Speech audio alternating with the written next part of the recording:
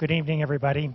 I'm David Elwood, Dean of the Kennedy School here at Harvard, and on behalf of both the Kennedy School and the Harvard Business School, I want to welcome all of you to this very important and very significant event, not only for our schools, but for the university more broadly.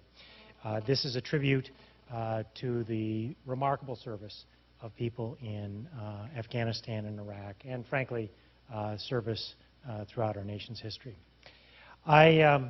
Almost exactly 1 year ago today, I had the rare honor of attending a service for General Charles Leonard at Arlington National Cemetery. Charles Leonard is the father of one of my closest friends, a member of our faculty here at the Kennedy School, Herman Leonard, and at the Business School. What I was struck by on that occasion, more than anything else, was that two simple words were at the heart of that service. He had lived a long and fruitful life. He had served in many different contexts, in war and in peace. But it was about two things. It was about service. More than anything else, simple, humble service to defend the Constitution and some very important principles. And the second simple thing was it was about honor. And I then, shortly thereafter, within weeks, had the chance to spend a week with U.S. CENTCOM, the group that's responsible for our operations in both Iraq and in Afghanistan.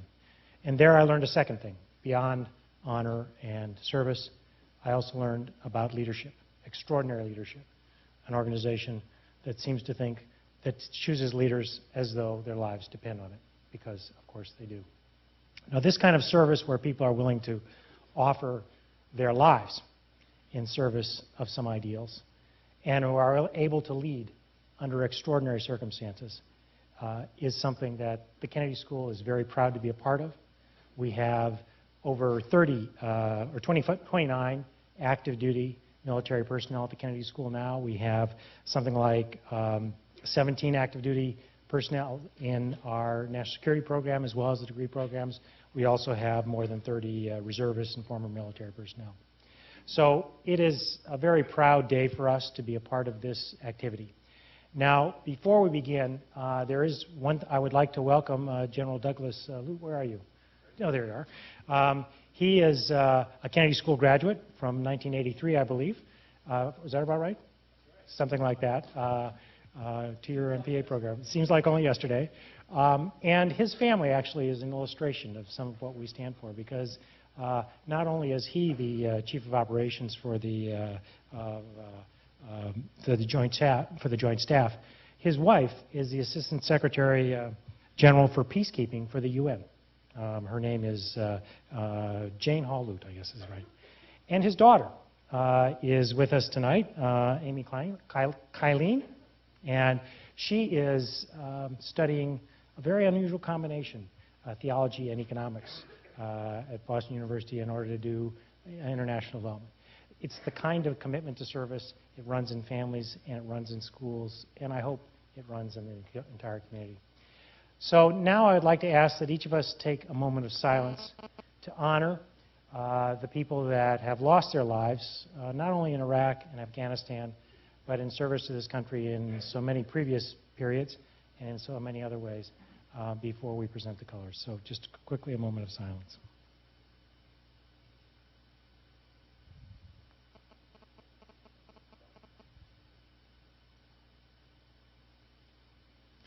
All right, now I've been asked to ask you all to be seated while we present the colors, and then we will sing the national anthem while we'll stand. But while we present the colors, if you would still remain seated. March the colors.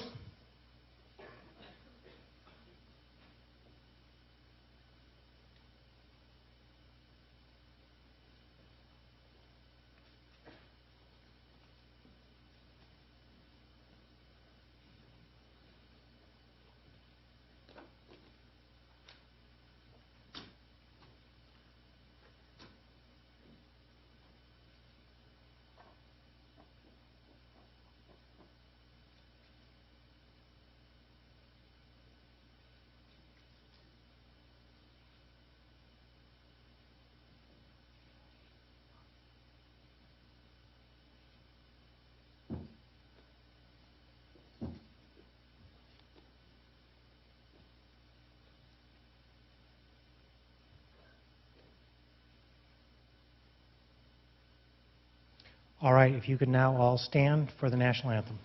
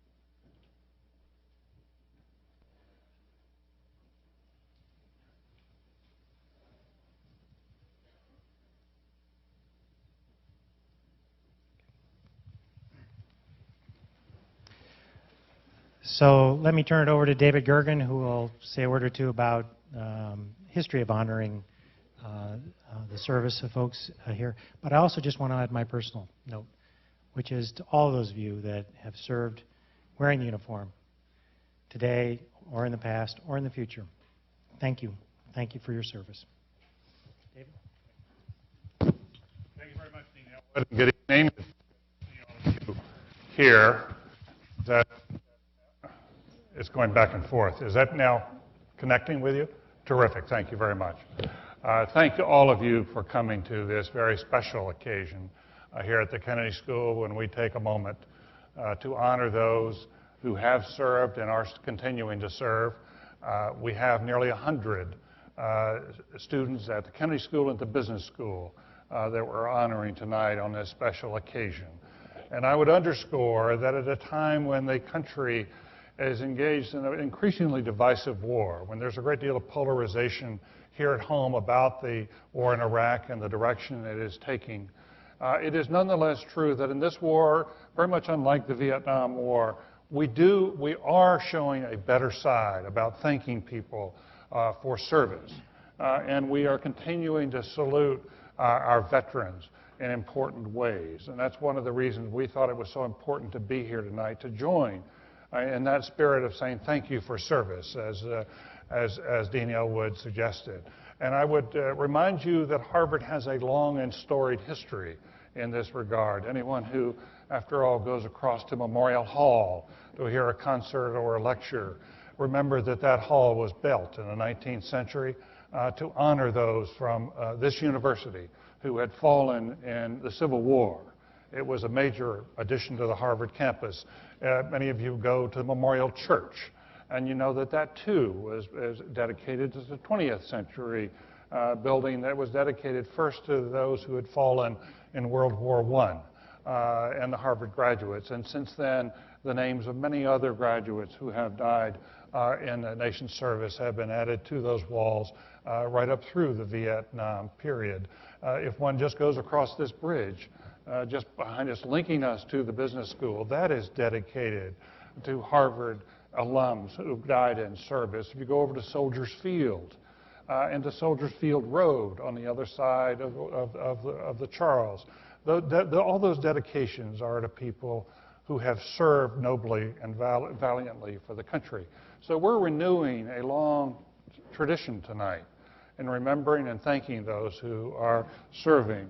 The spirit, I think, that of service in terms of that the way Harvard is remembered has been best captured by one of our own, Oliver Wendell Holmes, Jr., who was a Harvard undergraduate there at the law school, went on to the Supreme Court, as you know, went to Massachusetts Supreme Court and then on to the U.S. Supreme Court.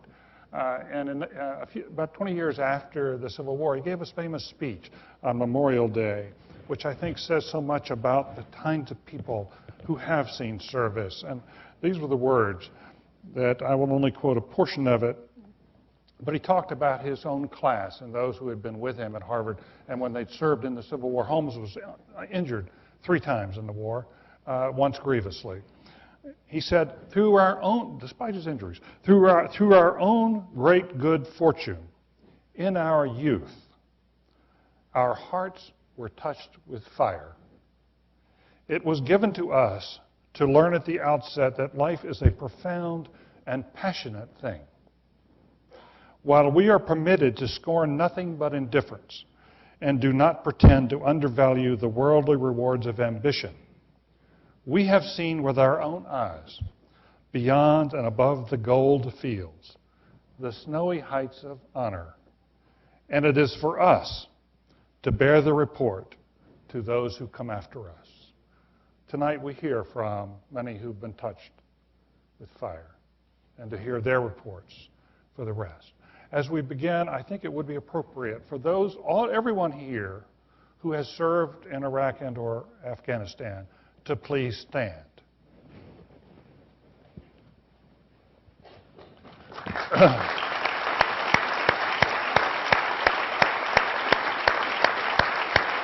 Please keep standing.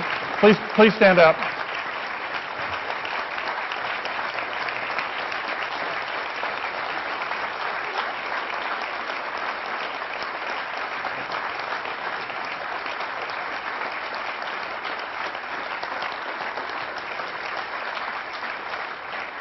And now what I would like to ask everyone else here who has served this nation in the armed forces to stand.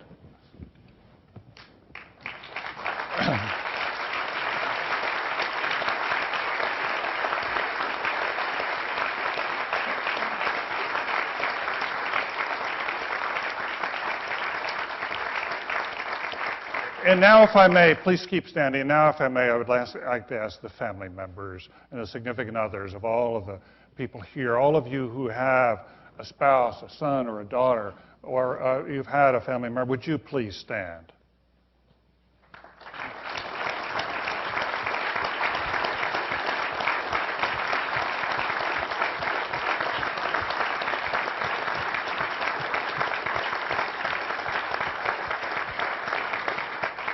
What a remarkable community. This is Harvard. What a remarkable community. Thank you. Finally, before I turn this over to Fred Wellman, I would like to read just a tiny portion of an email that I received last night. And it first of all said, please thank General Lute for being here and give him our best. And it says, thanks, David, for the event that you'll host tonight. It sounds wonderful, and I wish I could have been there for it. Those individuals have put it all on the line to be in the arena, and it is great that you're recognizing them. Membership in the brotherhood of the close fight is special. It is hard-earned and knows no rank. Many will recall that tonight. Signed, General David Petraeus. Now, let's to our students and our veterans. I'm going to introduce Fred Wellman, who is co-moderating this tonight and has been such a great force along with Ry Barcott and so many others in helping to put this together. Fred was an aviator for 17 years. He has then turned to public affairs, and has served 2 terms in Iraq. And you'll see now they're going to be flashing the pictures of those who've served in their service uniforms, and then the picture from which that was taken. Fred is here now in a mid-career program, and he was scheduled to go to Korea on his next venture. He has asked, and he has been now told that he has volunteered to go back to Iraq for a 3rd term. Fred Wellman.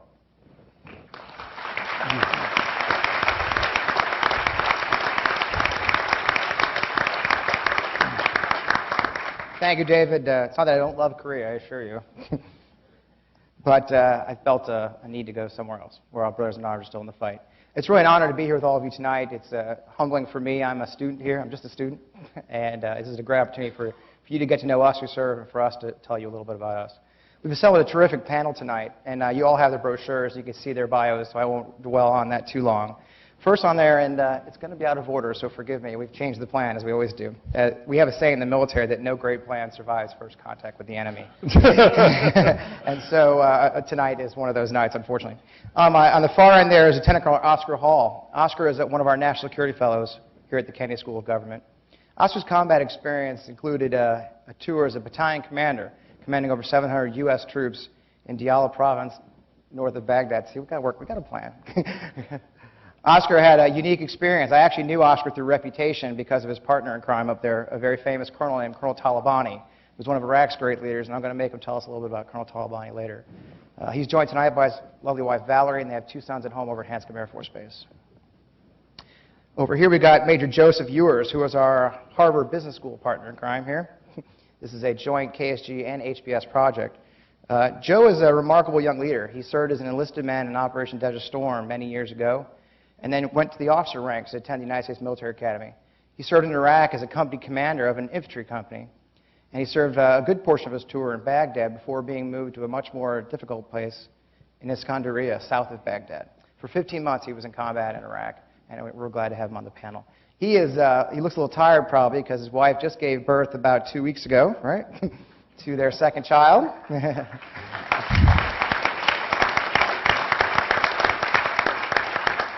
Joining her 22-month-old sister, so glad to have you aboard, Joe.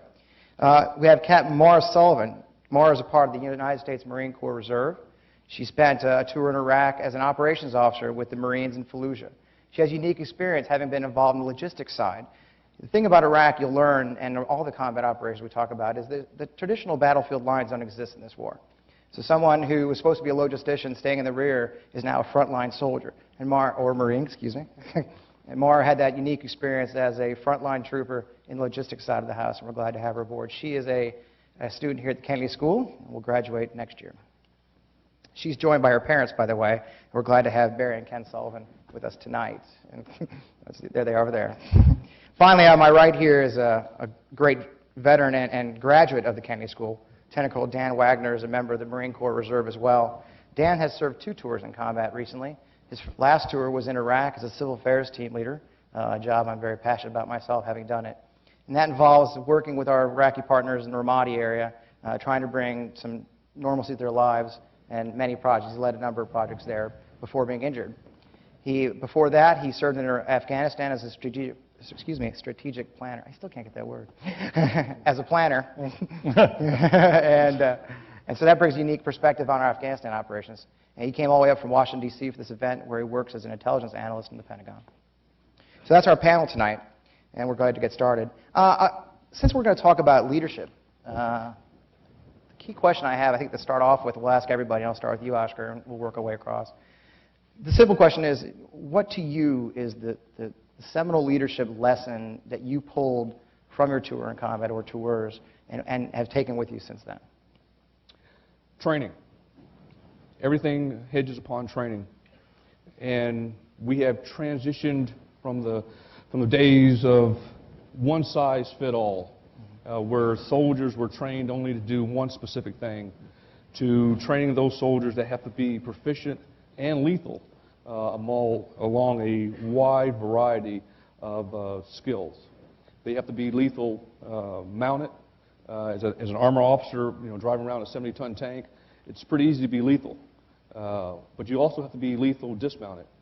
You also have to have the ability to be a medical expert. You have to have the ability to be a diplomat, a negotiator, and also be very much attuned to the cultural environment that you are put upon. And that goes from the lowest soldier on the ground to myself. Because the soldier on the ground and the Marine on the ground is truly the decision maker.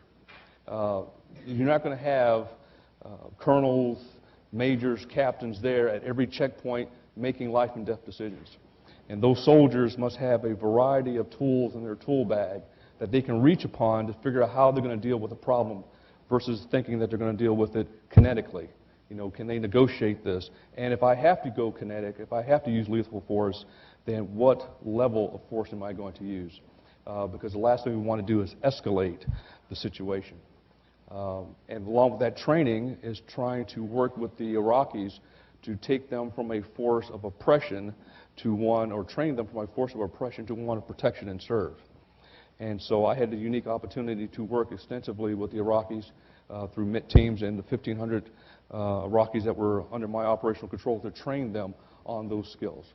So for me, everything hinges around training and preparing to be to fulfill multifaceted roles along a full spectrum of operations. One of the unique situations that Oscar experienced, that most of our commanders are experiencing now in Iraq, is that you're partnered with an Iraqi unit. So while he had control of an American armor battalion, he was also partnered exclusively with an Iraqi. You had a whole brigade, didn't you, Oscar? Yes. So he actually had well over 2,000 troops that he was giving orders and directing to, as opposed to what is normally 300. Yep. That's the unique role, that you train a guy for 15, 18, 20 years and to control 300 troops, and you say, great, now go handle 2,000. Did you have to, Seth Moulton, who was here, is another graduate and went to Iraq as a Marine twice, he found that in order to inspire his troops to do things, he had to be willing to accept the same danger they would. Indeed, he often had to put himself first, or they might not follow.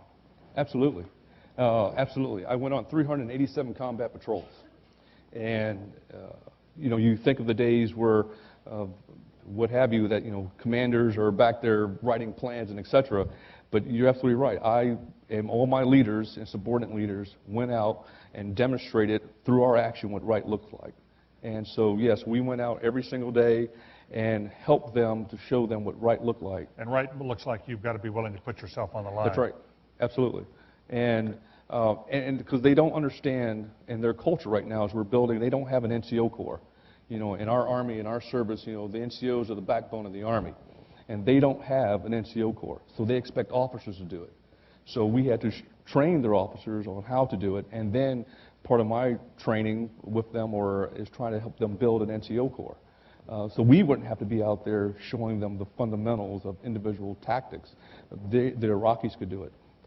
And once you establish that trust, once you demonstrate to them, I found with my counterparts that they did take the lead, and a lot of them paid with their lives. Diyala has unfortunately taken a turn for the worse, and a lot of the ones that I've trained and knew and became very close with are no longer living because they fought and died.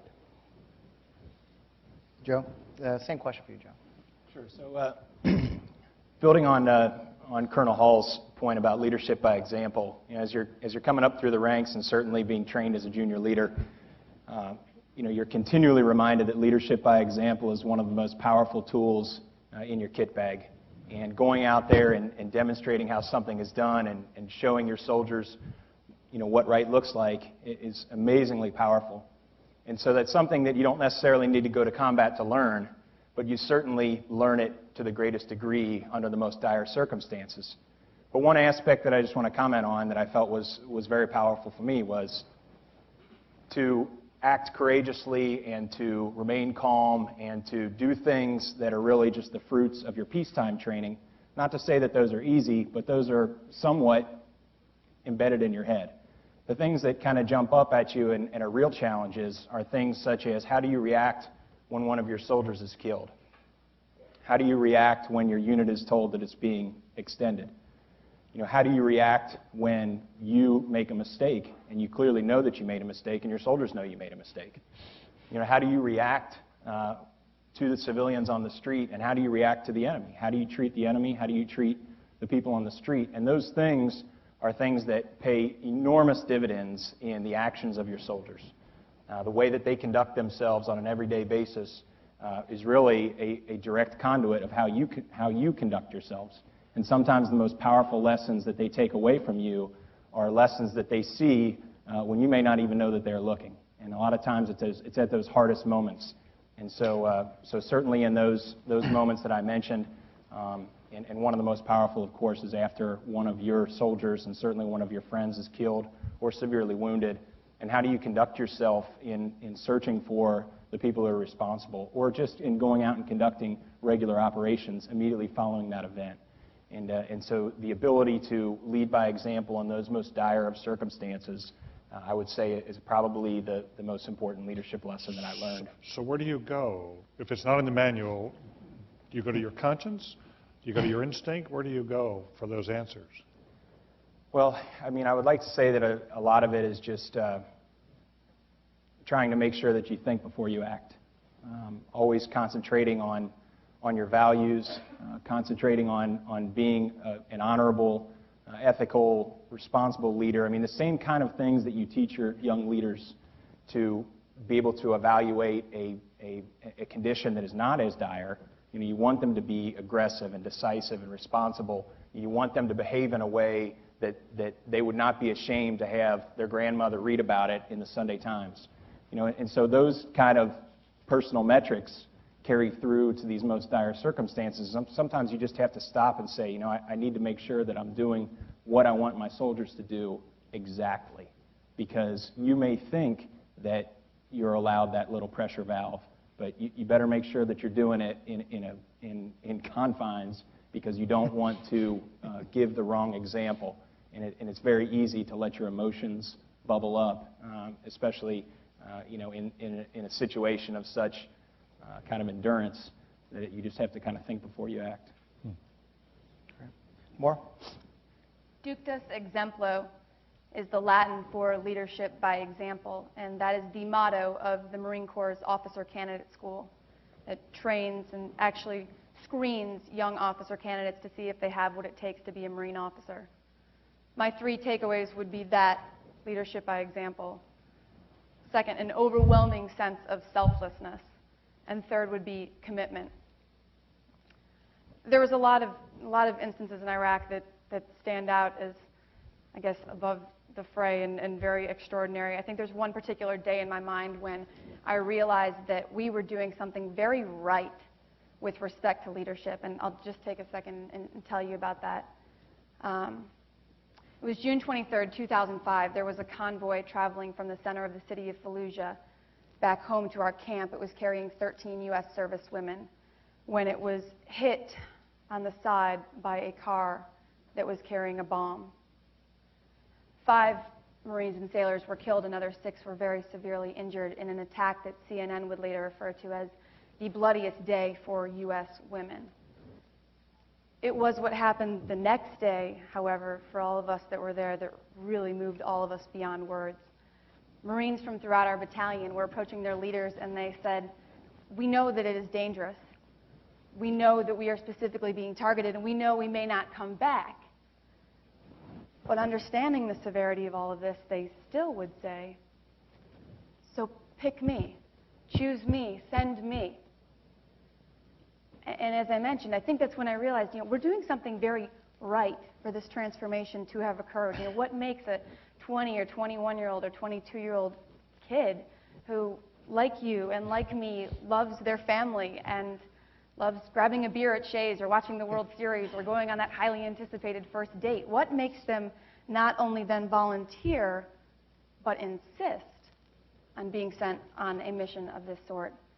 And it was because of leadership by example. Our battalion was commanded by a phenomenal man. Lieutenant Colonel Kelleher was his name. And he went above and beyond the call of duty to ensure that he built this ultimate relationship of trust with his Marines. Not only would he accompany all of his Marines on their patrols, like the Colonel mentioned, but when the patrols would stop to inspect a potential bomb alongside the road, Colonel Kelleher would place himself between the potentially deadly device and the Marine whose job it was to inspect it. And he did this because he was trying to demonstrate to his Marines what you mentioned earlier, Professor Gergen, that there was nothing that he would ask them to do that he was not willing to do himself. And as a result of that, there was nothing that the Marines in our battalion would not do for him and for the battalion. Now, you guys continue to do convoys after that. I mean, how was the pressure on your Marines? I I mean, obviously, when you get hit like that, I know from my own experience, it is hard. We talk about the emotions. You lose your peers, you lose your comrades, especially in a situation that was so unique as that. I mean, to be candid, it is a new event for us, especially in the Marine Corps, to lose so many of our female comrades. Did you see any kind of a sense of a different sort of pressure because of that? Did you see your Marines react to that pressure in a different way, or did they handle them specially? You mean that specific That day next when day. the females? Let's say the next day. I think it was, candidly, it was a little bit different because people just Sure. weren't used to it. Absolutely. But it was just hard nonetheless. Yeah. It was difficult for the Marines in our battalion. I mean, I'll never forget the Marine that told me, that briefed it, Lance Corporal Ortiz. He walked in and he was just shaking. And I said, Ortiz, what's going on? This kid was usually full of life. And he just said, it's so sad, ma'am. It's so sad.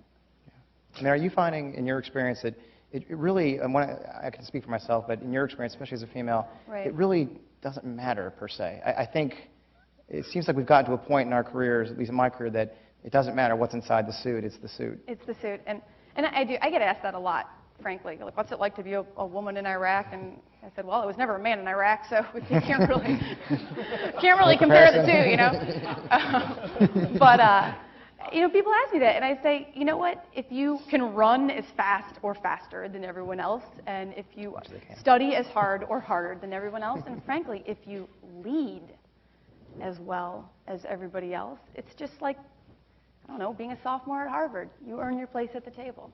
Do you have to lead better? There's a small percentage of the officer corps in the Marines are female. So whatever you do, good or bad, gets noticed. So that can work in your favor, or that could work against you. But it's sure there's a pressure to it because you may be the only one that they see. You may be the only female Marine that people know. I frankly, I never wanted people to look at me as a female Marine lieutenant or a female Marine captain. I was Captain Sullivan. Okay. Captain Sullivan, where does that sense of overwhelming selflessness, how does one gain that? How do you encourage that in yourself? You must have to go somewhere in yourself to find these things. You get to, like you said, sort of a place when you're there, and I think everybody here would agree with me. I mean, your battalion is your family.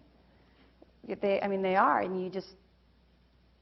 you become so incredibly close with these people, and it's this lifelong bond. I mean, I miss them every day. I miss having lunch with my crew, so to speak. And you get to a place where you would do anything for the guy on your left or the gal on your right, because frankly, you know that they would do anything for you. Dan? In serving with 3rd Battalion, 7th Marines in Ramadi, 3 lessons come to mind from my experience. And the first is to avoid complacency. We had a sign before we went out on our missions that said, "Complacency kills." And an experience that comes to mind is when we went on a patrol within a week of being there. One of our drivers stopped in what was an intersection of a road, and if you can imagine, as any road here, you've got 4 axes. And sure enough, an RPG gunner came out, and a machine gunner came out, hit the building, hit our vehicles, and a Marine in the back lost his leg. And as we pulled back in and literally clearing the blood and the remains from that vehicle, the driver was weeping. And Marine has been in combat. This is his 3rd tour. And I remember the company commander walking up to him and taking his helmet and kissing the top of his helmet and just, "You got to go on. It wasn't your fault. We got to learn." But there's complacency there, but you have to deal with it in a human way. You can't tear the kid apart. You've got to learn how to deal with mistakes in a human but firm way.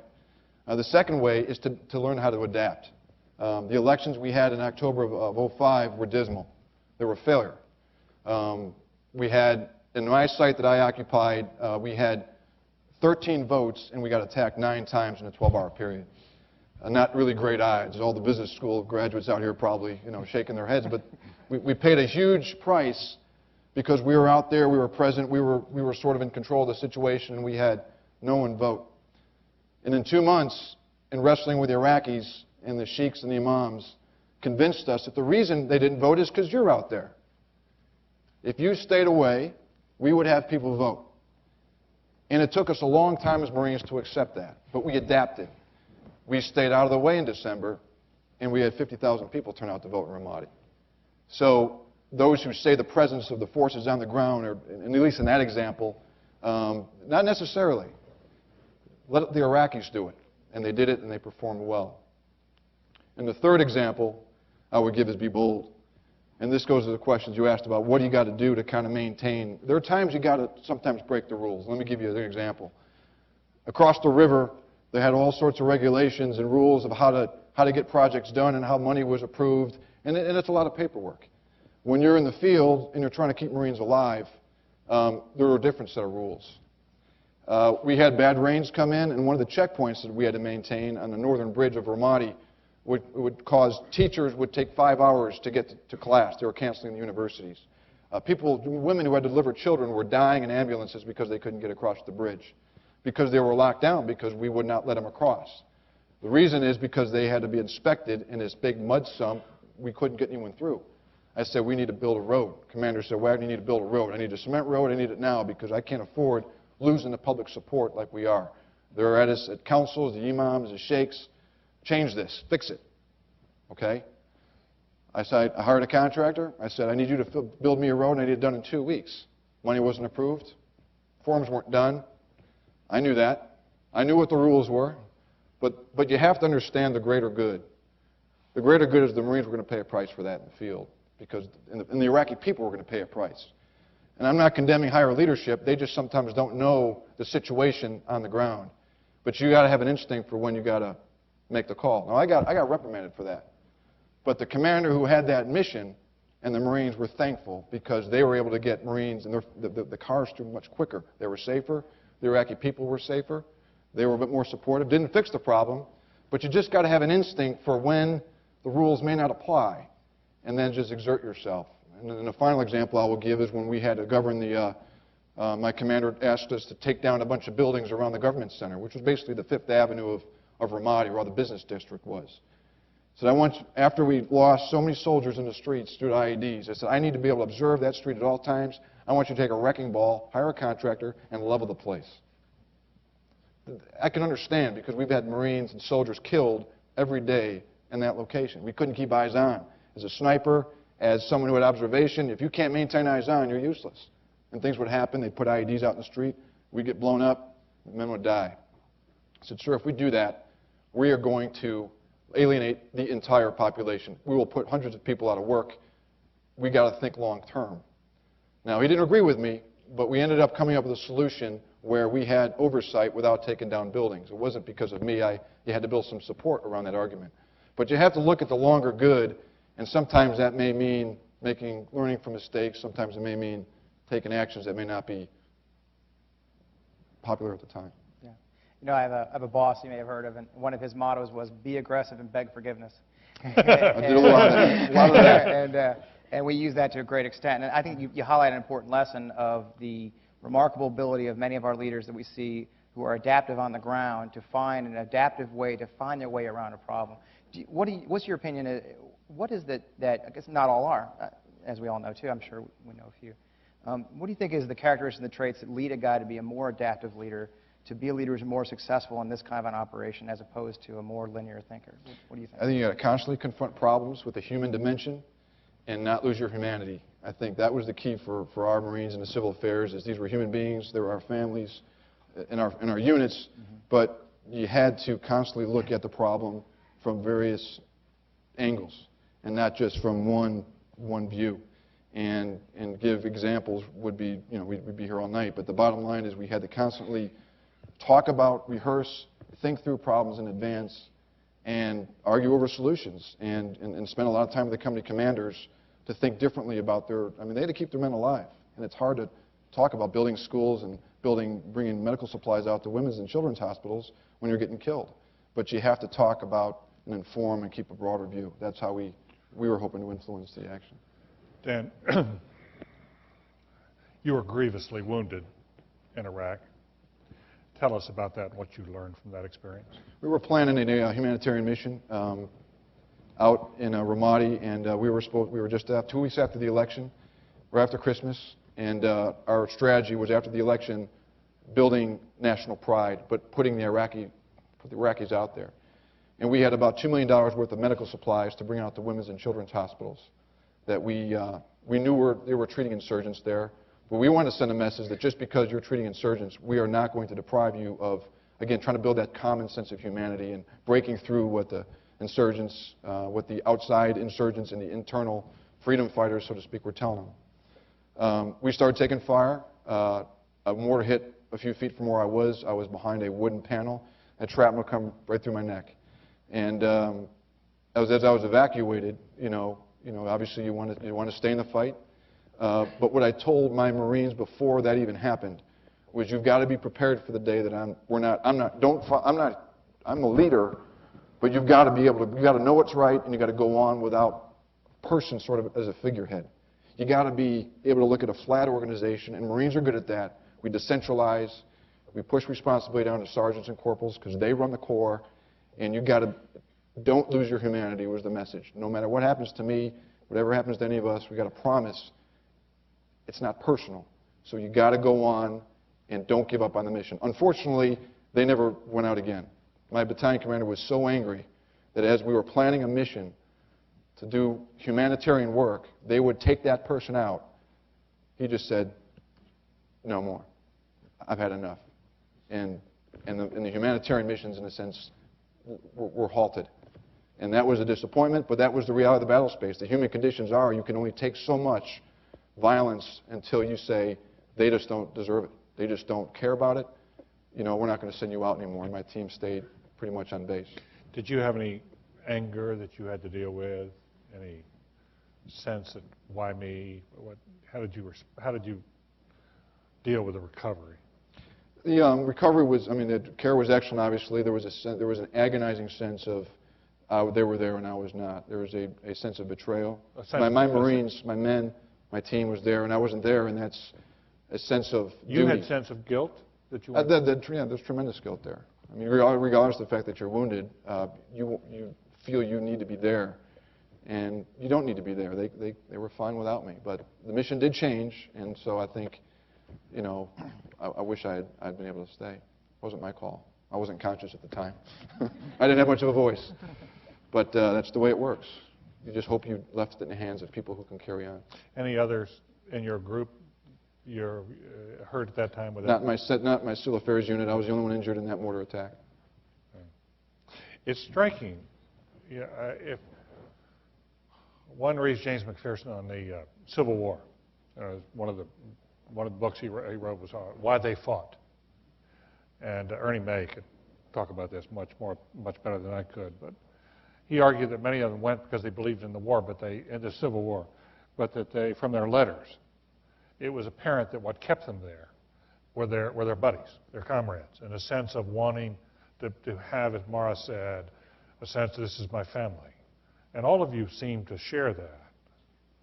You've said you want to go back because you see them as your brothers and sisters. You're still there. Yes. I think I was thinking as Dan was talking about that, and I'm not a panelist, but I think a lot of us would say the same thing. I've talked to Oscar about this one-on-one, as a matter of fact. Even coming out on your scheduled rotation, when it is your turn to leave, you've done your time, and it was your turn. I laughed because actually my wife said something to me upon my going back to my second tour. She said, I want you to do one thing on this tour. When you get back this time, I want you to leave Iraq behind. I want you to come back home again this time. Because after the first tour, it's hard to, we were making such a progress in my area. We were building schools, and I did a very different I had a much more benign environment than Dan did, obviously. And it's very difficult to let that go. It's even modern technology. My old counterparts will freaking call me, on their cell phones from the middle of the desert. I get calls, but it is. I think a lot of us would say that. Why do you serve? It really comes down to why do you serve? And I think any of us on the panel would say, I serve because of the guys on the right and the left. And as long as they're still in the fight, regardless of the larger issues that we face in this nation right now, as long as our comrades are in the fight, as a soldier or a Marine or sailor, airman, whatever, I need to be in the fight with my peers. Oscar, do you feel that way? Absolutely. not to, just to reiterate what Fred said, it's that trust that you believe in the soldiers or the Marines that's to your left and your right. But I think from the soldier's perspective, the bigger trick is trying to convey to that soldier, again, going back to the 24/7 media coverage, that if something bad happens, you have to make a decision and you guessed wrong, or you applied the inappropriate force, that I, as a leader, am going to stand there with you and help you through the aftermath. That sends a powerful signal, as we were talking with the, putting yourself between the Marine and the IED. And every area is different, and so you have to go out there and be seen. You have to. They are your family. They are your brothers and sisters, and not only those that are downrange with you, but their families. You get to know their children and their wives and their aunts, and when they have babies, and on and on and on. One of my support platoon leader, we just got notified today that his wife just gave birth to a beautiful baby, and so I remember, I just want to talk to him and congratulate him on that. They are your extended family. That's just the way it is. Is there a prospect you'll go back? Yes. Good prospect. Yes, yes. It's a good prospect. I'll go back. When we were in Iraq, I told my wife when I was downrange I didn't want to talk about our next assignment. I said, nope. I got 20 years in. Downrange is being on in Iraq. Yes, in Iraq. When I was in Iraq, and I was the last one to come up with my battalion to come home on leave. Did not want to come home on leave. You did not want to come home? Did not want to come home. My brigade commander said, you're going to go on leave. That's a personal, honey. It goes back to what Dan said. You want to be there with your guys. And so I went on leave, did 2 weeks, and we talked about what we're going to do. And I decided to say, well, as long as I have the capability and the nation still needs me, I'm going to continue to serve, and I decided not to retire. You feel it the same way? Yeah, and there's also, some people find it interesting that coming on an assignment such as this, where you've been selected to attend an elite civilian university like this, it's a great honor, and it should kind of convey to you that you've done something right along the way, and somebody thinks that maybe you're going to have an opportunity to do something right at a larger scale in the future. But there's an enormous sense of guilt coming to a place like this, or any assignment that is not what your soldiers are doing. And so I commanded an infantry company in Iraq for the entire deployment, redeployed them, and then took command of another company in that same battalion, reconstituted and retrained that battalion, or that company rather, which would then return to Iraq as I was leaving to come to school. And so it was such an amazing sense of guilt. Now, should I have felt that kind of guilt?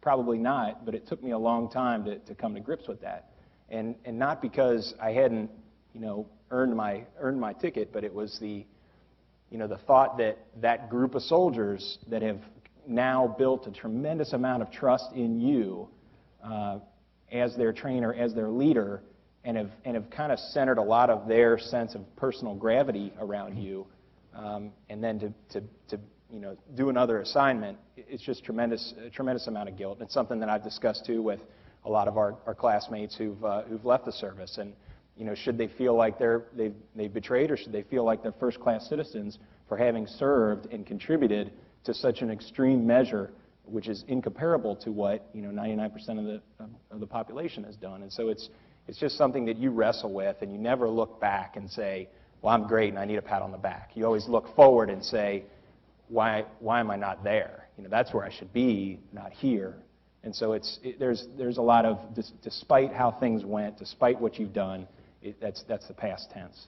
How do you then, given the way the war has become more unpopular in the States, and questions about whether you're getting the kind of full support on the ground from the State Department, from the Treasury Department, from other civilian institutions, given the way the media may have represented it, sometimes right, sometimes wrong, how does one lead in that environment? How do you think about, how do you deal with that external reality? Now, you're back here, you're thinking about you may go back. How does one deal with that? I focus on, and you're speaking of the current context, or you're speaking about it for a unit that is Yeah, that for is actually you, when you're there, you must be aware Sure. that, how much difference does it make in how you lead, knowing that support is crumbling back home, that people looking at it from afar think this isn't going well, that it's been mismanaged. Well, And you're out there still in the front lines putting your life on the line every day. How do you reconcile those when you're actually trying to lead?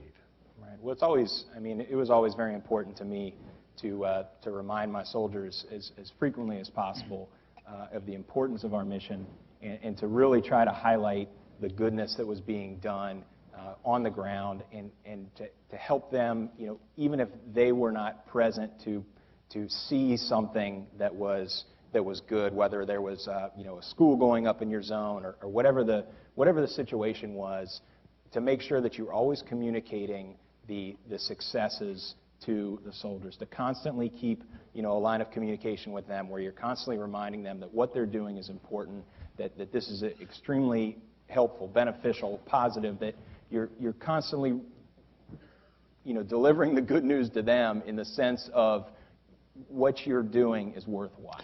You're making a difference. And so how will they respond if this ends badly? How will you deal with it? Well, you know, I think, again, it kind of goes back to what Maura was speaking about, and in the end, it really comes down to you know, to each other. And you know, I don't know, for us and for our unit, we didn't really pay attention to what was going on outside, to be quite honest.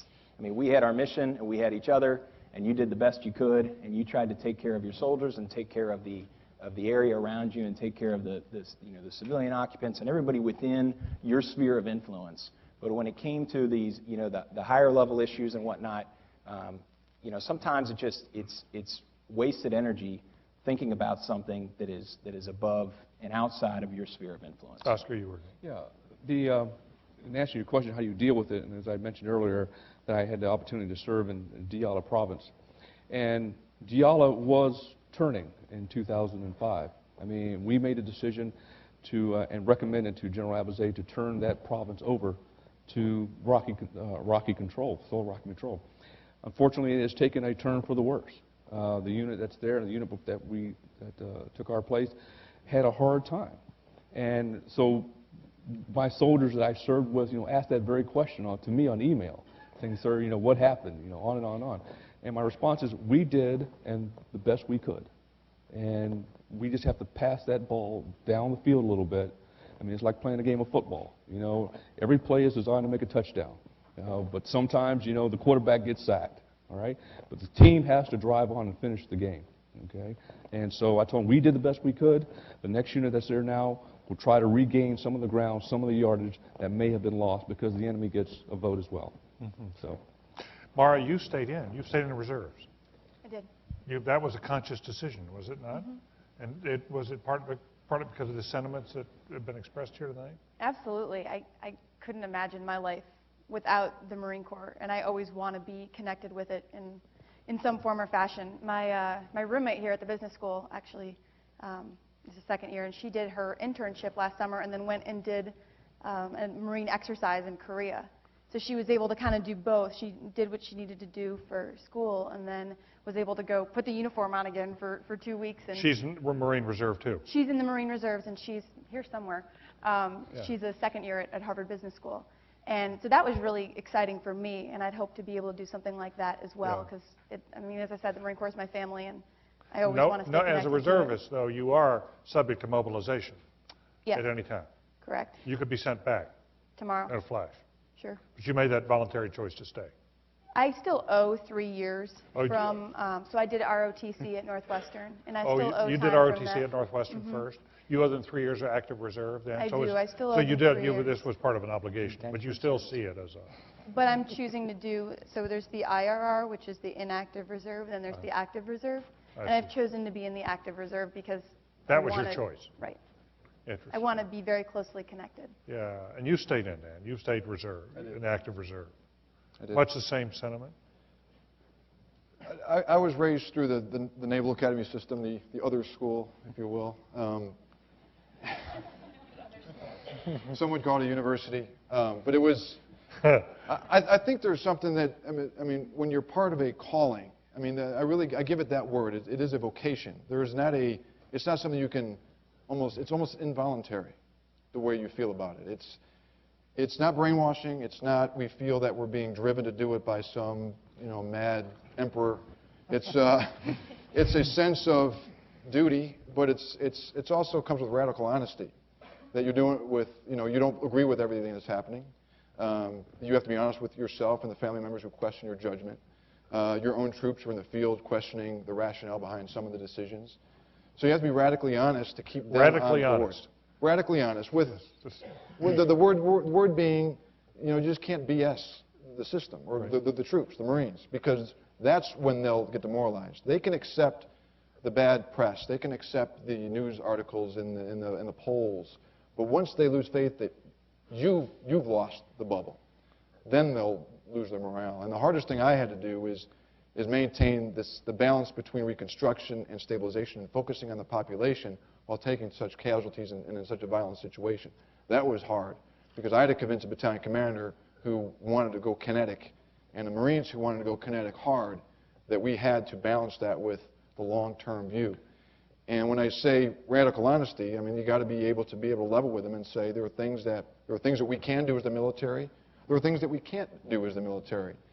And if I wasn't going to go, then someone else is going to be sent in my place. And you have to have a sense, I guess, of an awareness of what you bring to the table. Say, I think I can do some things that may work.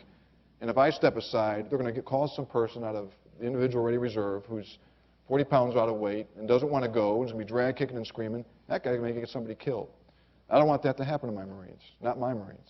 So that weighs into, it's not pride, it's a sense of, it's a calling. I'll go back to that. It's a sense of calling. Duty. Well, why don't we go to the floor? Actually, I was actually You I gotta just have want to one ask other one question. Sure. One of the unique aspects that we haven't touched on in our panel, and Yes. and one of the things you don't realize, and is these two ladies up front, and I think I warned them, is while Oscar was downrange, for example, dealing with the tragedies daily and with his nose in the fight, like many of us, you tend to get somewhat myopic as you go about your business each day. Back at home, we ask so much of our wives. Now, Valerie here is the battalion commander's wife. And I was wondering, Valerie, if you have a microphone, Greg? We have a microphone we could pass here. For Valerie, Valerie, I don't think the Army gave you a lot of training. You're a former Army officer, but how did you deal? I mean, you had, when you lost soldiers, you had to deal with the families who had, okay, you can stand at the microphone if you don't mind. How did you deal with that? I mean, that's a lot to ask of anybody, and you didn't sign up for this business. Yeah, we got Crystal here, too. I want to know what she thinks about you going back. I don't think we want to ask that question. Yeah, right. She has a strong opinion about that. So, like I said, Valerie, how did you handle that? And that's an aspect a lot of people here probably don't realize goes on, that when we lose soldiers, you're the one at home that has to deal with that. How did that happen for you? Well, like the, we call them the green suiters, like the green suit side of the house, as they develop themselves as a family while they're deployed, we develop ourselves as a family back here in the States. And there's a formal structure in the military, in the Army actually, called the Family Readiness Group. And it's a group of dedicated volunteers. And it's strictly volunteers that are the spouses of the active duty soldier. And it's, the commander is overall responsible, but it's run by us, the wives, in some cases the husbands. Anyway, the things that we do, we're responsible for the care and compassion and taking care of the family members. We do such things as flow of information. I've been picturing myself the whole time sitting here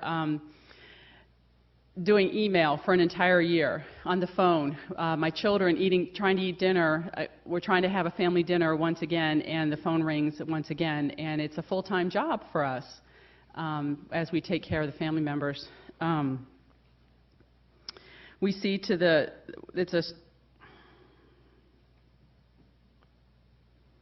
so not only just the family members that are here, that are located with us in our unit, but also the single soldier family members that are across the nation. So for instance, if there is a situation where there's a wounded soldier or a soldier who has unfortunately been killed in action, after the official side of the house, the green suit side of the house does what they're supposed to do, which is very strict on what they're supposed to do, we as the Family Readiness Group, we step in. And we would do what anybody would do if you were taking care of a friend or someone who's in need, that somebody's died. You go in and we spend time with the family member, and we're responsible for their emotional and physical care. We take care of them, just any needs that they would have. We do child care. We can go get groceries, things of that nature. So that's basically what we do. That's basically what we do. How many soldiers did you lose? Did you lose soldiers? I sustained 2 KIAs and 44 WIAs, 2 killed in action and 44 wounded in action.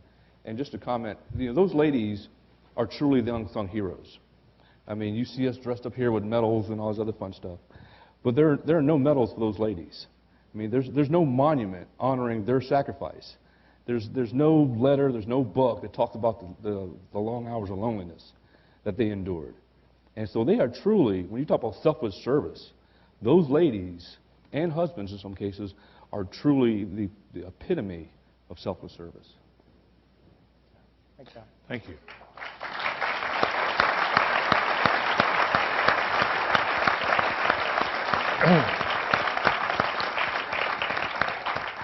All right, the floor is open. For those who would like to ask a question or have a comment, yes, here. Please identify yourself. There's a microphone here. There's another microphone, or there's a couple of microphones up there as well. I'm Peter Emerson, affiliated with the college and the medical school. My question's for Dan Wagner.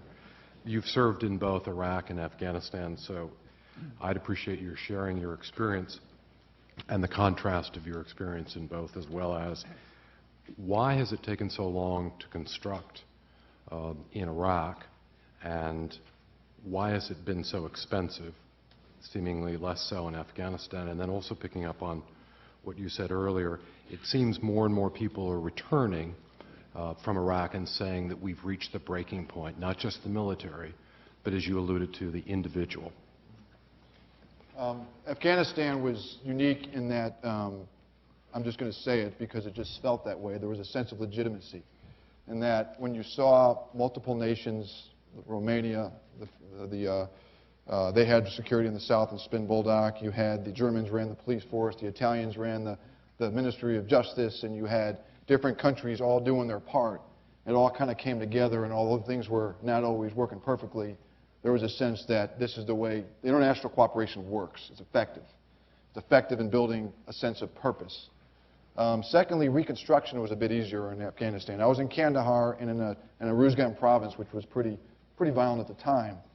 But the Taliban were laying low, and they were sort of, they were giving us the chance, even some of the former provincial governors who were associated with the Taliban, for us to show what we can do. And we put the provincial reconstruction teams out there. They were manned, not all by the intergovernment. It was mostly DOD, which was a problem. That wasn't manned by the entire government, unfortunately. We had some gaps. But the reconstruction and the military effort seemed to be better united. That was a key change between there and Iraq.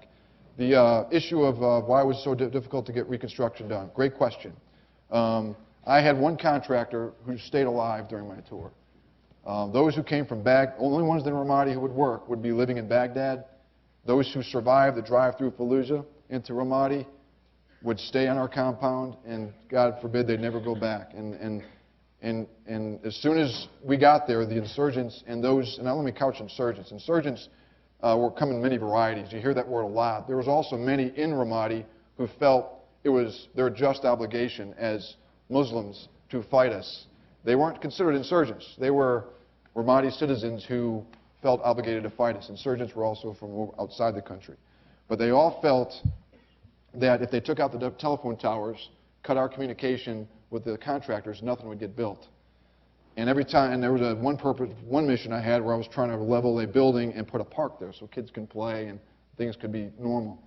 Well, as soon as I got my contractors out there, a sniper took out, my guy operating the bulldozer. That story gets back to Baghdad, and my contractor couldn't hire for weeks. So we put a lot of money out there to not get a lot of results, often because it was so difficult to communicate and operate effectively with our contractors. And the reconstruction, without the security, is folly. It just doesn't happen. It's just too difficult to do. Does that answer your question? Mm-hmm. Thank you. Please. My name is Crystal. I'm an MPP2. Some of you have children, and I'm sure all of you saw children in all kinds of difficult conditions in Iraq. And I was wondering if you could talk a little bit about what you saw as a situation of children and what the U.S. Army is doing to protect children in Iraq presently. I could say one thing. Just one thing from my experience was, we would also often say that sometimes children are the best judge of character, and it would be amazing to see as a patrol would move down a busy, crowded Baghdad street, how the children would flock to a patrol. And as you established yourself in that zone and showed that population that you had the proper intentions and that you would treat them with dignity and respect, and by all means, kill or capture the enemy, but simultaneously treat them with the citizens with dignity and respect.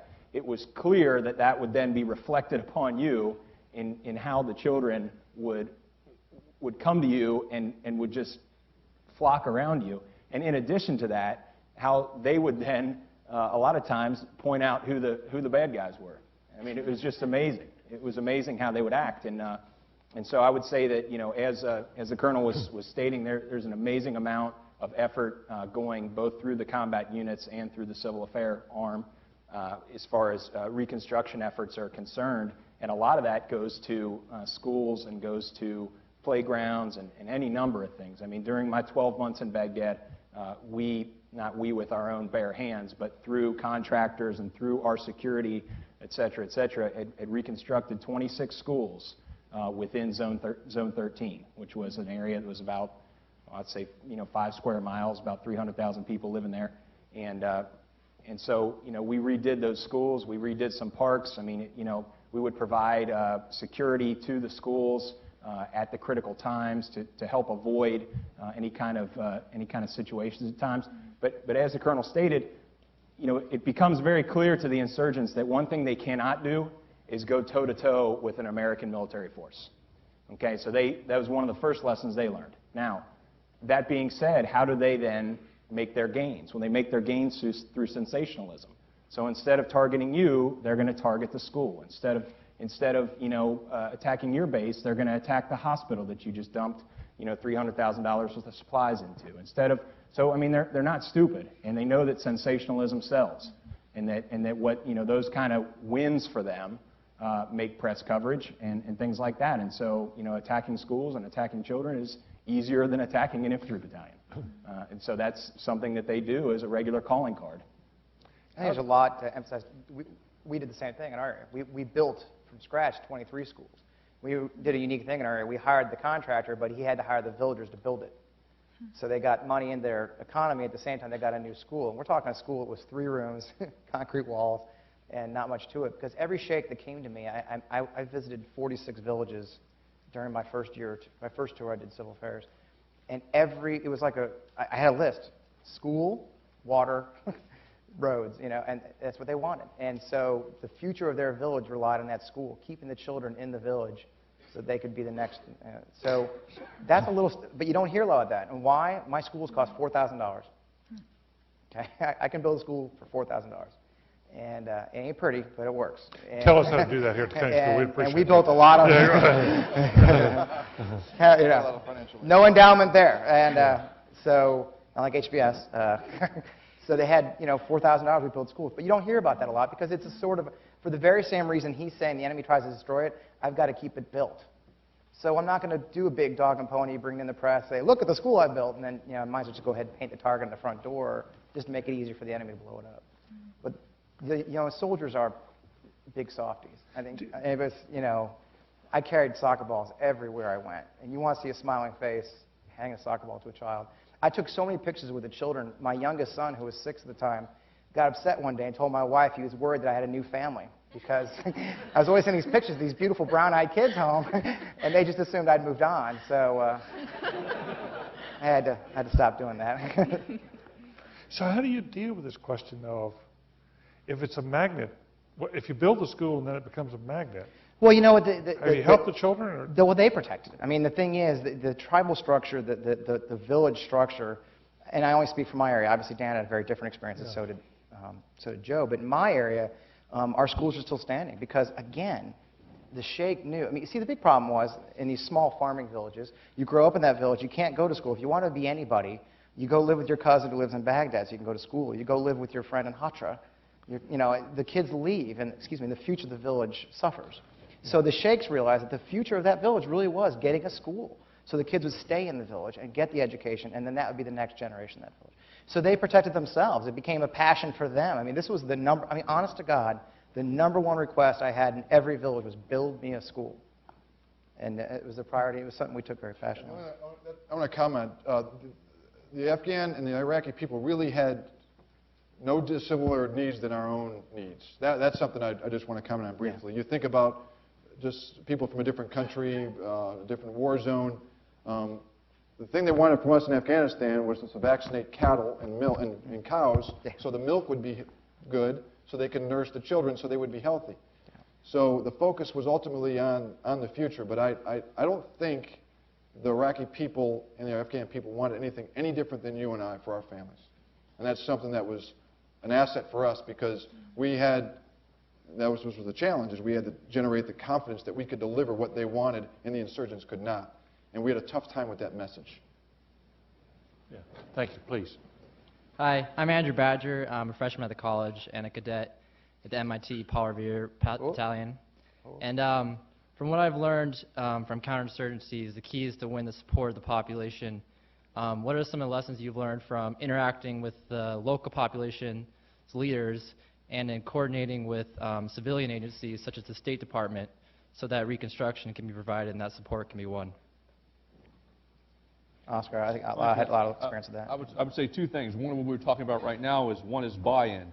We have to get them to buy in on, for example, the school. The local leaders understand that they are committed to building that institution and protecting it. And that's number one. The second issue is trust. Honor in the Middle East means a great deal. And so it takes a long time, or it takes a while to build trust with the local government, the local sheiks, the people in the area, and to say that you are here for their benefit, that you're not here as an occupation force. That's first and foremost. You've got to communicate to them that you're here to try to make their life and try to better and try to help them embrace this newfound freedom that they haven't had for decades. So again, trust and buy-in, and also look at it and say, I'm not here to shoot up everything, okay? I mean, everything doesn't have to go kinetic. And so they have a responsibility to secure the area, build upon what you're trying to do, understand the message. I mean, I sat through a lot of meetings with sheiks, and nothing in the Middle East happens quickly. You'll sit there and drink a gallon of tea before you get to the decision. One glass at a time. One little bitty glass one little cup at a time, and you're wired for sound with all the caffeine in it. But that's here nor there. But so you sit there and you listen to them, and then you say, look, I'm here to make things better for you. And if you don't do this, okay, as my saying would be, nothing good happens when the tanks show up. And that's true. I mean, if I have to bring the tanks out, something bad is going to happen. All right, and I don't want that to happen. So you get them to buy in, you build a trust and a rapport with the local people and the local leaders, and then that's how you fight an insurgency. Yes, sir. Good evening. My name's John Neely. I'm an alum of the law school. And I'm a veteran of service as an enlisted infantryman in the 101st Airborne in Vietnam. Screaming Eagle. I'd like to ask a question about David Petraeus's new counterinsurgency field manual. And I call it David Petraeus's with apologies to the Marines. I know that it's a joint Army-Marine Corps document, but I think it is principally his work. Do you feel that that it calls for a significant change in doctrine and in rules of engagement? And if so, do you think he has the time and resources as the commander on the ground 2 months after the document was issued to achieve those changes? I'll take that on. Lieutenant General Mattis, Marine Corps, and Lieutenant General Petraeus co-authored that. So they both, yes. Mattis had the responsibility for Fallujah.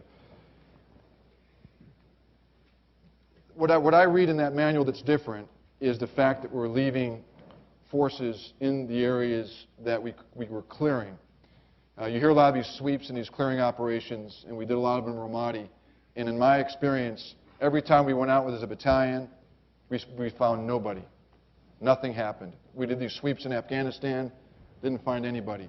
So what's different is that because we couldn't stay around, they came back into the villages and they threatened and coerced the people. What I see differently in this strategy on paper anyway is an effort to keep forces behind, to hold the ground and hold the areas, and really followed up with reconstruction efforts and trying to get Iraqis to take more responsibility. That's the hardest part. And that is the hard part that you're not going to get in a counterinsurgency manual. And I'm not questioning its value, but the issue of trust, I believe in Ramadi we had lost the trust. And to me, that is not something we were ever going to get back. And that is the strategic center of gravity in a counterinsurgency. So manuals, doctrine, more troops, forces, upon a population that doesn't believe that we're going to ultimately achieve what they will want in their own lives is a huge challenge for us right now, is rebuilding that trust in a place, at least Ramadi. That's how I'll answer that, and I'll let others. There's cultural challenges, too, and I'll just tell one quick story. I asked one of my counterparts, a doctor, who was also sheikh of a village, a young man named Dr. Muhammad, who's truly one of the most remarkable human beings I've ever met in my life. And I said to him, I said, Dr. Muhammad, we're trying to make progress here. But the bombs get planted. You plant a bomb on a highway. I just can't understand how somebody doesn't see it and somebody doesn't report it. I mean, how hard is it to just pick up these brand new cell phones everybody's carrying in this country and just report it? And he said, Major Willman, let me explain to you. For 35 years in Iraq, you did not stay alive by seeing things. You stayed alive by not seeing things. And when the people next door disappeared, you didn't see it.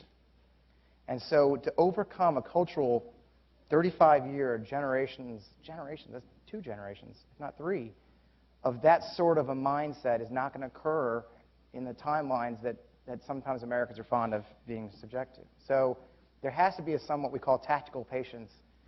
It's a term we use in the military quite a bit. There's a strategic patience we have to have as our partners as we give them a chance to adapt their culture to a new environment. And that really is one of the challenges we face, I think. Fred, given the rapid change in the political climate here, how do we balance off the need for patience and the length of time such a counterinsurgency strategy will require with the political realities at home?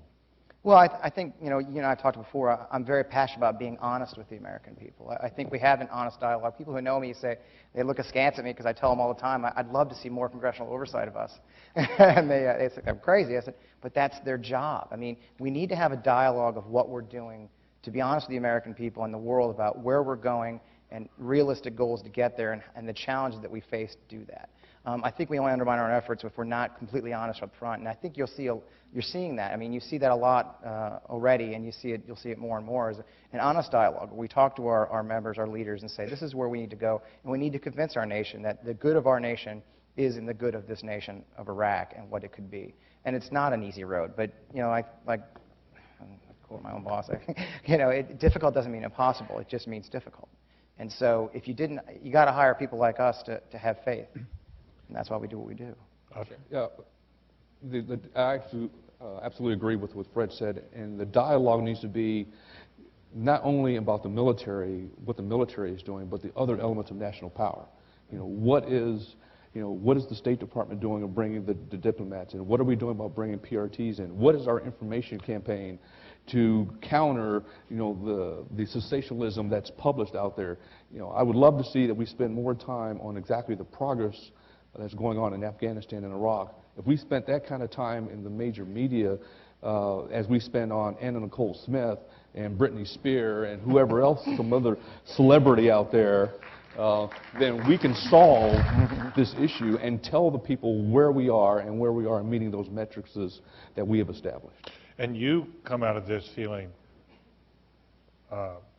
optimistic or confident or hopeful that this can be if we stick to it, we can succeed? Well, I am very optimistic. If we bring all our elements of national power, if and when we bring it, you think we will be we can reestablish the trust with the Iraqi people. we can sustain the operation in Iraq, and we can show the Iraqi people what right looks like. Right. My sense is that going out to the Command and General Staff College this last few months, that there's a widespread feeling that you're there, but you're there alone. That the other elements of national power have not supported you, that you haven't gotten the support from the State Department, for example. You're absolutely right. I don't mean to. You're good. Well, I work at DOD, and DOD just got a bill for 129 billets that the State Department said we just can't fill these. Personnel. Personnel, I'm sorry. A requirement for, it's a different language. Yes. 129 personnel that they just couldn't find the people. And when we over-militarize the problem, anyone in uniform will say, if you over-militarize or overuse the military instrument of power to the exclusion of State Department and USAID in information, and yes, the international community, which is an element of alliances, you reduce your impact on the population. So I do think the other branches of government have got to have the means and the will to commit their resources to this effort. But I defend our partners a lot too, though. I mean, I had the opportunity to actually work near the embassy last tour, and so I got to know a lot of these folks too. I mean, the rules are very different. They didn't sign up for this. I mean, we know what we're getting into when we sign up for this stuff, okay? There's a chance you're going to get shot. There's a chance I'm going to leave my kids for 3 years at a time. I signed up for that. I mean, I tell a lot of my colleagues, there should have been a State Department guy running the city council in my town. All right, well, do you know how many State Department Foreign Service officers there are? Yeah, hundreds of thousands. Here's 6,000, okay? Less than a brigade of those, of us, of them. So there has to be there's a certain balance we have to strike to figure out what we're going to do. It does call for leaders like these guys who are adaptive and say, all right, well, I don't know a darn thing about running a city council. I didn't know a darn thing about inspecting a school, but I learned. Thank God for the internet. So get on the internet and find out what a school is supposed to look like. For example, windows aren't supposed to just fall out when you push on them. Who knew? So apparently that's something I didn't know. So you have to be adaptive. I think we're close to time, David. If you want to go ahead and hit the questions real quick. And I was going to ask General Lute for a final concluding comment here. So early warning. Yes. My name is Don McGillis. I'm from the Boston Globe. 60 years ago, the military and baseball led the nation in integrating blacks. And since then, the military has done spectacularly with women. When is the military going to catch up with the rest of the country and let gays openly serve?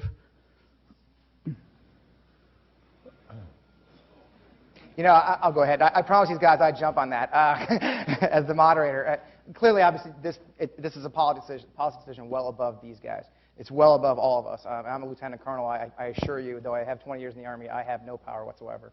And I bet General Lute would argue that he might not either as a 3-star. So that's a policy question that will have to be decided. And it's really a political question, I think, in a lot of ways. It's a decision that has to be made by our leaders who measure when the nation's ready and when the armed forces are ready. I can tell you right now that amongst us, we serve with who we serve with. And obviously, with Don't Ask, Don't Tell, we are serving with homosexual soldiers. And there's no question about that. That's the deal. I mean, it's close quarters. You sort of know. So I think that eventually that political decision will be made by folks who make a lot more money than we do, maybe not that much more money than we do, and they'll make that decision when they're ready. But I think it's really not a question for us, but I think you'll find that those of us in uniform will take our orders and will serve with whoever the government and the Constitution tells me I'm supposed to serve with. Do you communicate up the ranks that you are ready? I'm sorry, sir? Do you communicate up the ranks that you are ready? Well, it's not something we talk about when we're in the middle of a firefight. So, I mean, I think, no. I'll say no. No. But, again, it's really not a question for us. It's a question for perhaps your friends down in Congress. I think one key distinction is, and it's been made very clear here, I've had people come up to me and say, I fundamentally disagree with why you were sent to Iraq. However, I respect the heck out of you for your service, and thank you.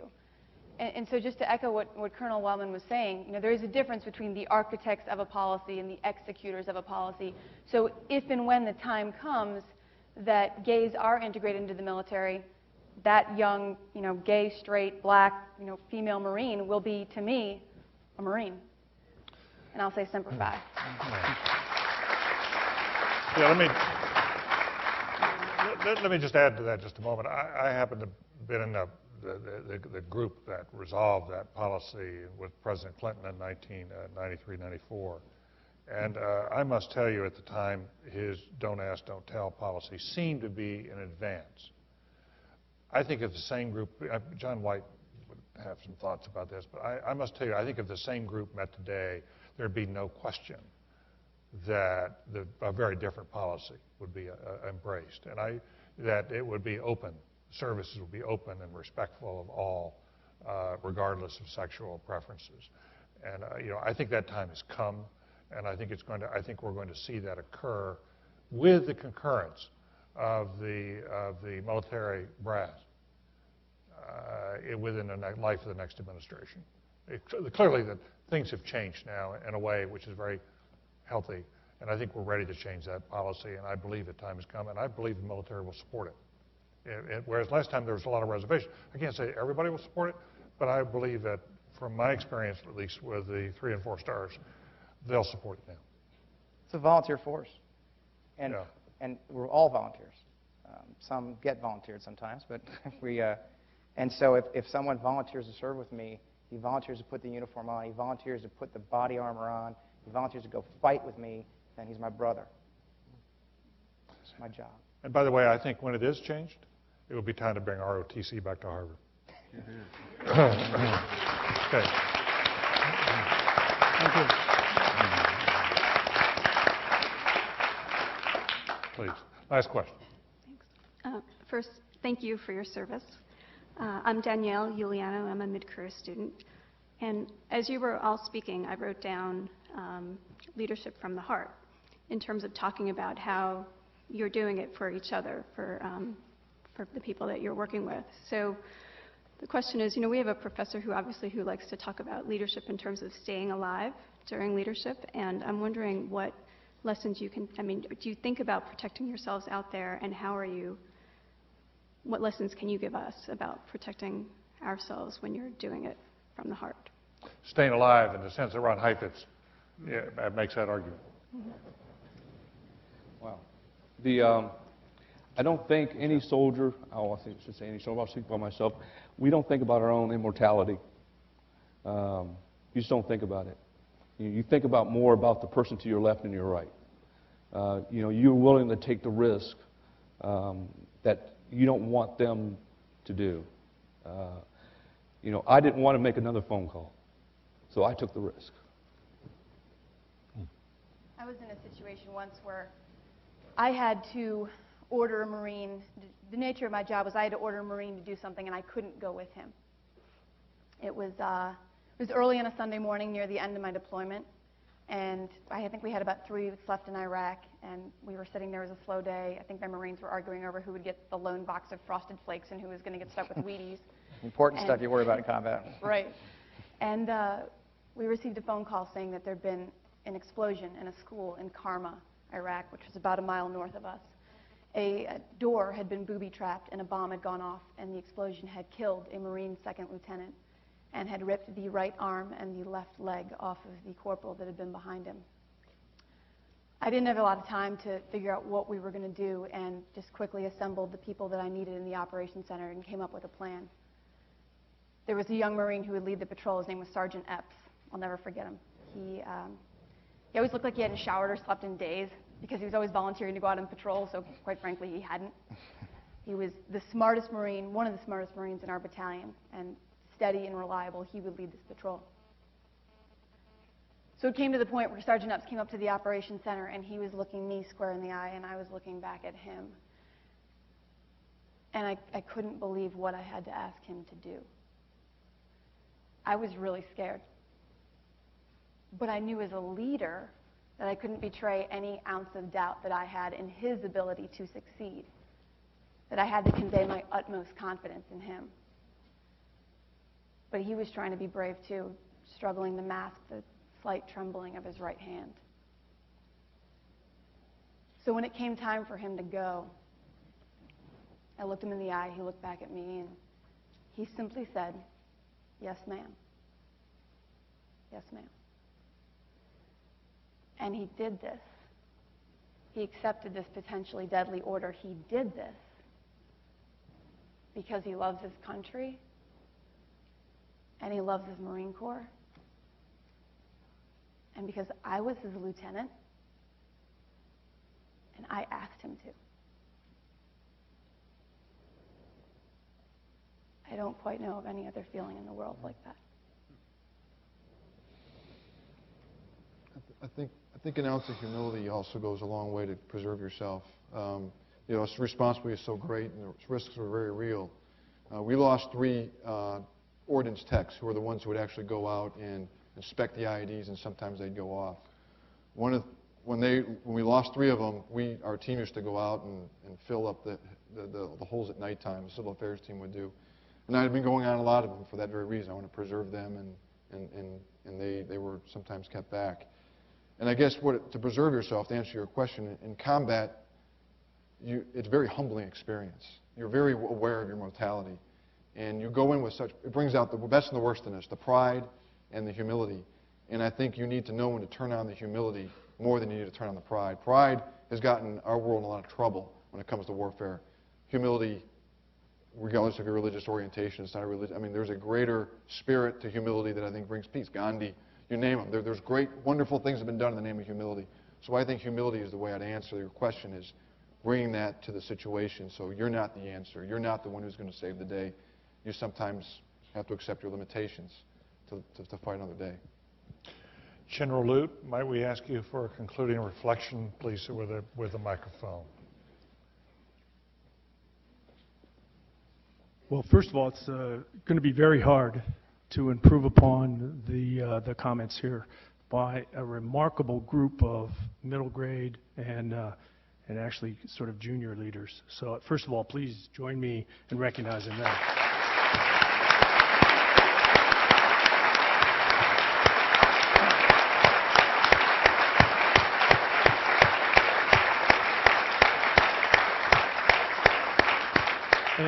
And then just one brief comment.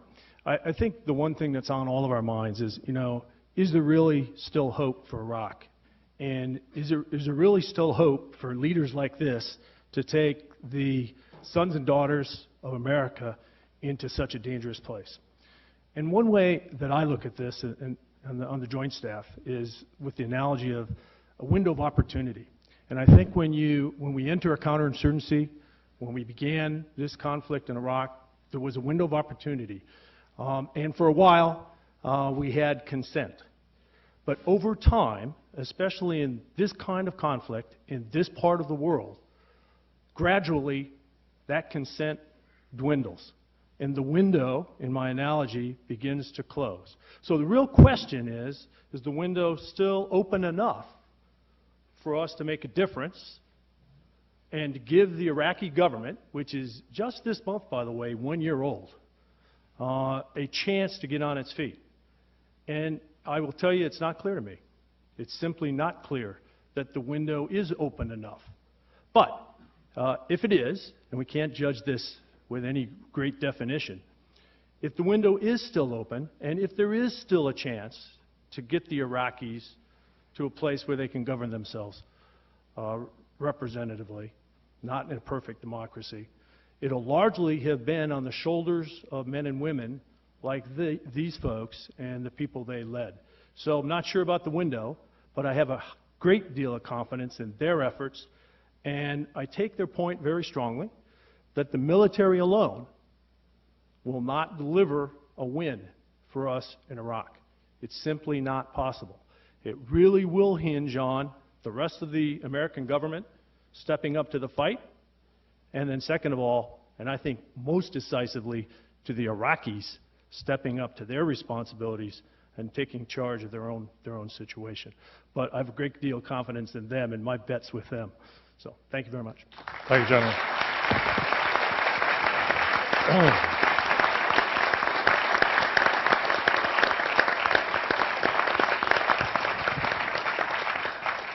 Thank you, General Lute. General Lute will be our keynote speaker tonight at a dinner that will follow this occasion, a dinner in honor of the veterans, both from the Kennedy School and from the Business School, and for those of you who will be participating, we'll be walking over to the Charles fairly rapidly after this is over.